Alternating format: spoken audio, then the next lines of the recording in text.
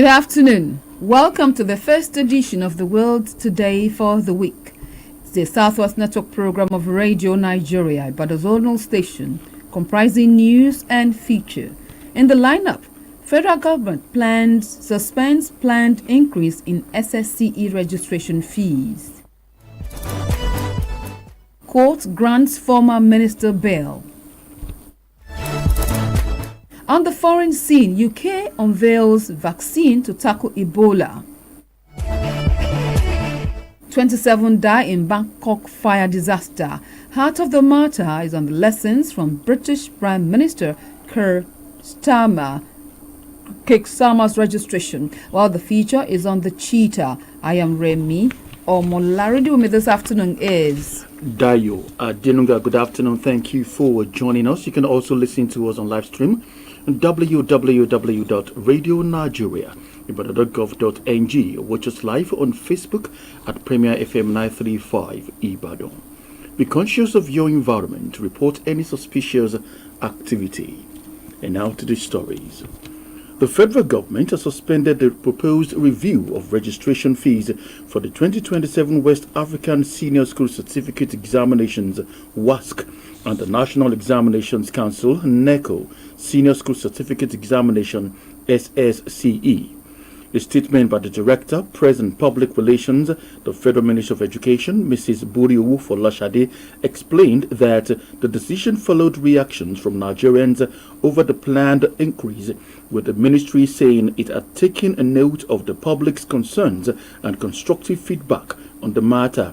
The ministry announced that it had withdrawn its letter of communicating the proposed fee adjustment pending a comprehensive review of the policy.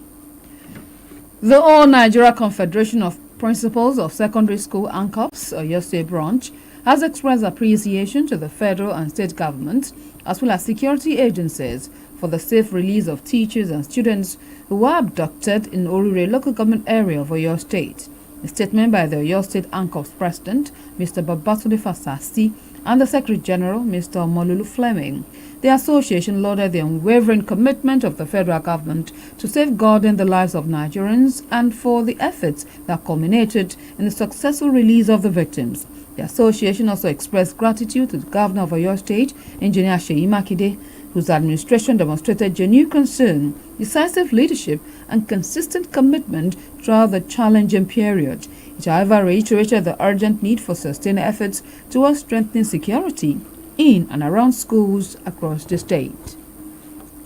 The Nigerian Police Oyo State Command has confirmed the abduction of a headmaster, Mr. Matthew Owuade, 60, in Igbojaye, in the Itesiwaju local government area of Oyo State. The command's public relations officer, Mr. Olayinka Anyolade, confirmed the abduction in a message sent to newsmen in Ibadan today. Meanwhile, the Nigerian Union of Teachers, NUT, has expressed concern over the abduction of a primary school headmaster, Mr. Matthew Owuade, in Igbojaye, Itesiwaju Council area, calling for his immediate rescue. The chairman and secretary to the union in Oyo State, Mr. Fatai Hassan, and Mr. Salami Olukayode made the appeal in a statement. The union noted that Mr. Owuade, who is the headmaster of Lumadic Basic School, Ogodu Igbojaye, was kidnapped by gunmen while working on his farm at about 5 o'clock in the evening on Saturday.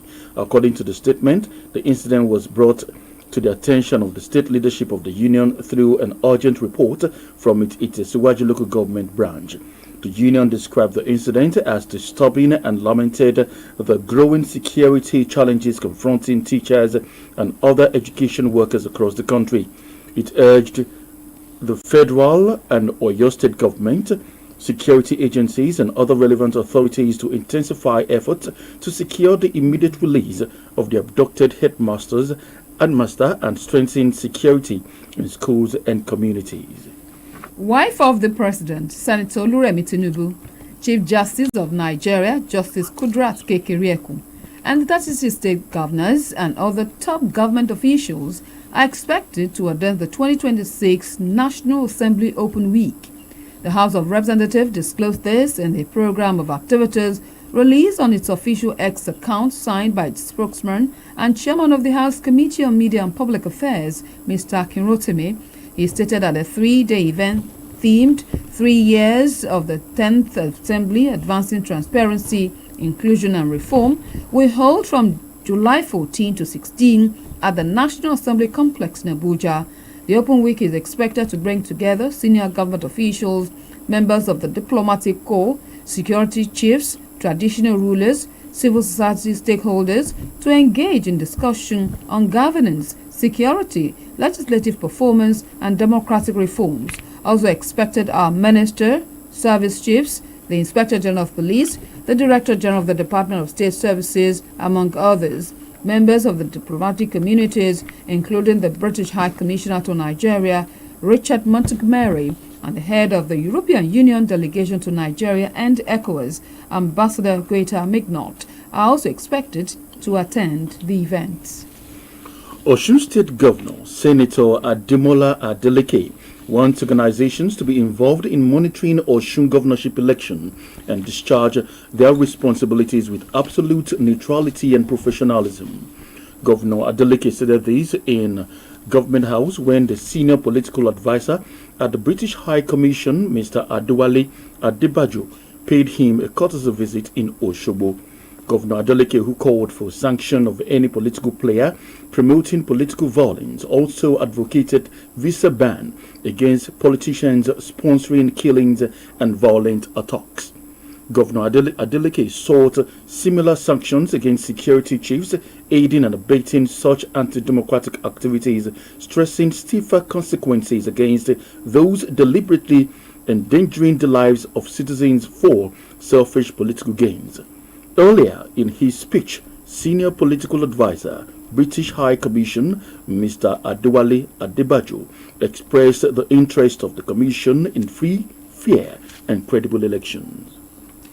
Osun State-based politician Chief Peter Ogundeji, popularly known as Akpata, and a number of his associates have resigned from the All Progressive Congress (APC). In a resignation letter addressed to his ward chairman and statement issued by his Media and Communication Office, Chief Ogundeji said he will unveil his next political platform after concluding consultation with stakeholders. Chief Ogundeji said the decision to exit the APC followed extensive consultation with community leaders, supporters, family members, and other key stakeholders. Chief Ogundeji explained that the resignation is neither motivated by anger nor bitterness, but reflected a carefully considered decision to pursue a new political direction.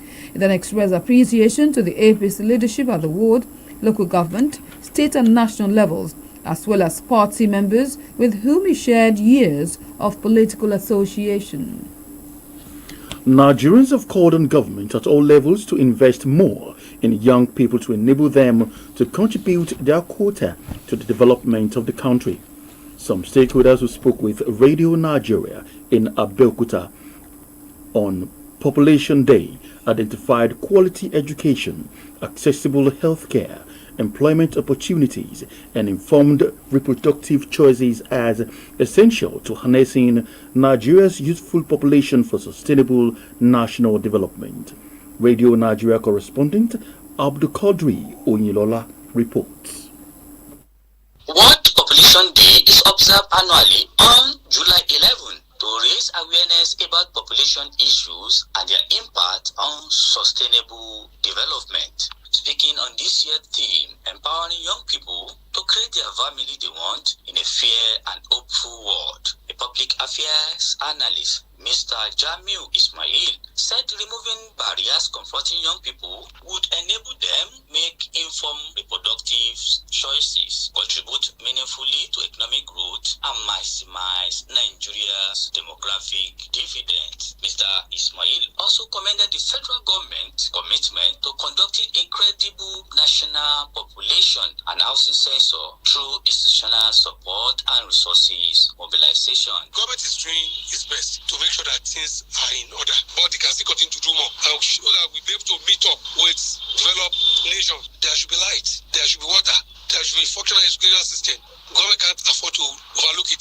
Mr. Ismail, however, warned that without sustained investment in education, healthcare, skill acquisition and employment, Nigerian youthful population could become a demographic burden rather than an economic asset. Also speaking, a medical practitioner, Dr. Sherifat Aminu, urged government and development partners to intensify efforts at providing young people with access to quality reproductive health care services and accurate information to enable them make informed decisions. Dr.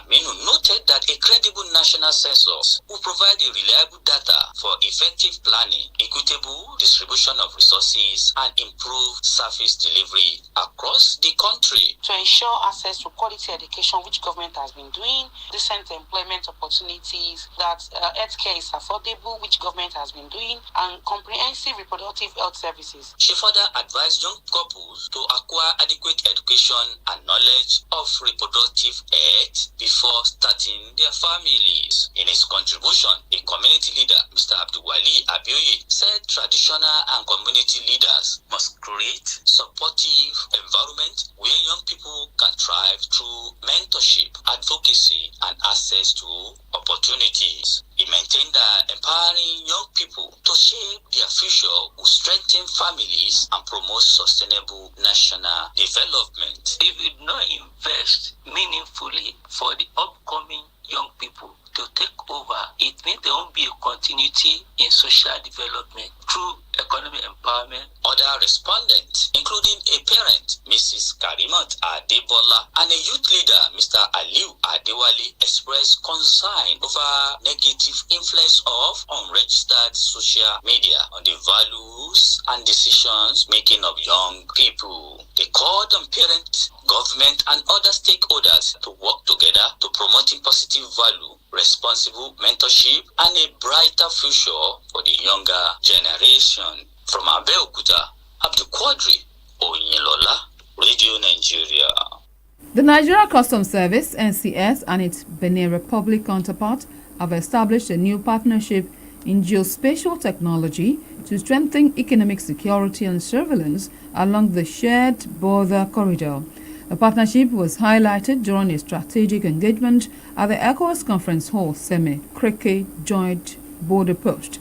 The meeting aimed to consolidate existing strategies to curb transborder crime and facilitate legitimate trade. Speaking at the event, the Custom Area Controller of Seme Area Command, Mr. Abdullahi Kaila, described the initiative as a major step towards improving border management, enhancing trade, and addressing security challenges along one of West Africa's busiest trade corridors.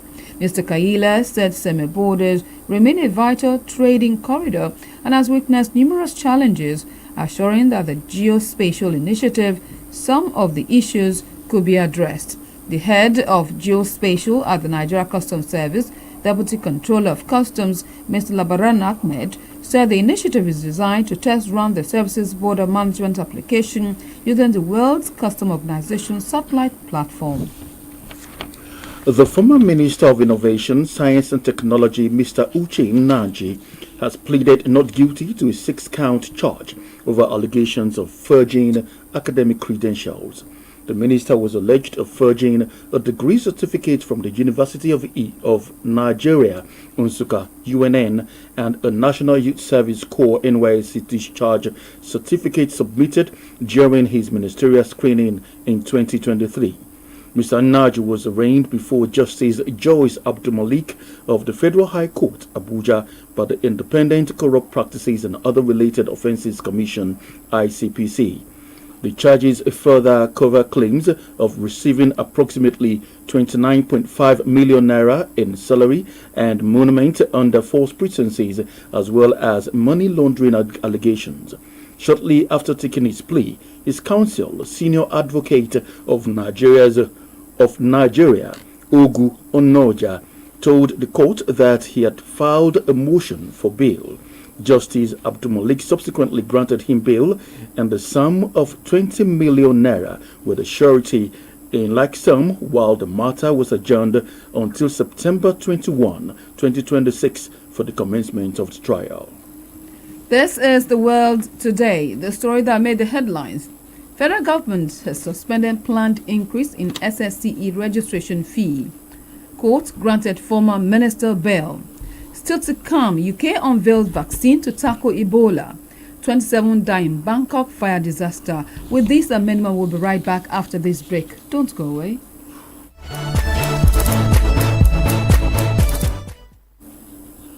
Glad to know you're still there, still listening to News on the World Today on the Southwest Network of Radio Nigeria. A new vaccine to tackle Ebola will be tested on people after the UK regulator gave permission for trials to take place. Scientists at the University of Oxford developed the vaccine when a public health emergency was declared in May. Report says it is the first out of 4 vaccines under development to enter clinical trials as volunteers are being recruited, with the first doses expected to be given to healthy adults in the UK within weeks. The chief investigator of the trial based at the University of Oxford, Dr. Katrina Pollock, told newsmen that Phase 1 early stage trials of new vaccines would to be ready for exactly to curtail the outbreak. The United States says it has hit dozens of Iranian military targets in overnight attacks in response to Iran hitting commercial ships in the Strait of Hormuz. The U.S. military said it struck air defense systems, coastal radar sites, missile and drone capabilities, as well as small boats using aircraft, ships and drones. However, in response, Iran said it targeted U.S. bases in Jordan, Bahrain and Kuwait, and also radar system in Oman. According to report, no commercial vessels have crossed the vital waterways since yesterday evening. Last week, United States President Donald Trump has announced that the U.S.-Iran ceasefire was over. At least 27 people have died after a fire raised a bar in Bangkok, Thailand. Authorities have confirmed that firefighters responded to the incident shortly after midnight and found patrons fleeing through the venue's flame-engulfed entrance as the blaze spread rapidly. Thailand's Prime Minister Natin Chamvirakul, who visited the scene, said 27 bodies had been recovered while several other victims were taken to hospital for treatment. He added that investigations were underway to determine the cause of the fire. Heart of the Matter today beamed its searchlight on lessons from British Prime Minister Keir Starmer's resignation, written by Fausia Kasim of our Current Affairs Unit. Former British Prime Minister Keir Starmer was forced to resign as Prime Minister and Labour Party leader after barely 2 years in office. Part of his offense was his failure to fulfill his promises of steady leadership, economic growth, and relief from the rising cost of living. He was also accused of appointing a long-time associate of the convicted sex offender Peter Mandelson as the United Kingdom's ambassador to the United States, despite concerns over security vetting in last year January. Announcing his resignation, Mr. Starmer admitted that he was no longer the right person to lead the party into the next election and agreed to remain as caretaker prime minister until a successor emerges. The most important lesson derivable from Britain and many other Western democracies is that leaving office is not treated as a personal tragedy, such that political office is largely viewed as a public trust, not an avenue for personal enrichment. Mr. Starmer noted that he resigned in the interest of his country.